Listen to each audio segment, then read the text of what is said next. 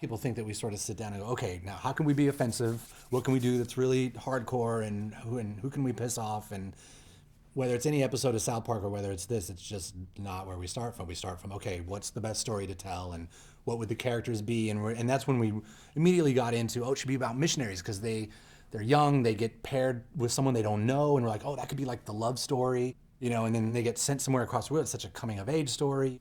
Arnold Cunningham is an 18-year-old missionary who's being paired with Elder Price, and in this very odd couple sort of way, the two of them get sent to a drastically dark and different part of the world than they ever expect to be sent to. And they have to somehow find a way to convert these people who have no faith into finding hope in a higher purpose. There's a book called Under the Banner of Heaven that Jonathan Krakauer wrote. He goes back and discusses the history of the Mormon religion.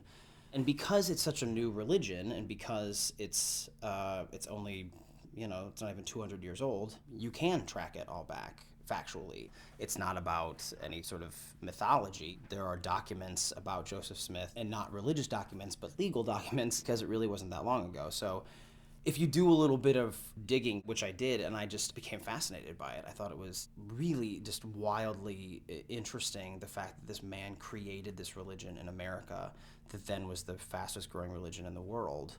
And he did it within a couple lifetimes. Being kind of a minority religion in America that most people outside of Utah don't know a lot about. To really play to an audience of non-Mormons, it's got to be a little bit educational. You can learn a little bit about Mormons, and you can laugh at Mormons and with Mormons. But then in the end, hopefully we'll realize that we're trying to make something that's larger than just these specific group of people, something that expands itself to all religions and even all stories and culture and just the way stories and religion are transmitted. I feel like it becomes less about specifically Mormonism and more about just faith in general. So obviously the Mormon stuff is a jumping off place for us in the show, but it could be about anything. It could be about Catholicism. It could be about Judaism. I mean, I think that you take away the details, and that's sort of what we're trying to say is all of those details, if you break it down, it sounds sort of ridiculous and it sounds completely unbelievable, but that's not the point.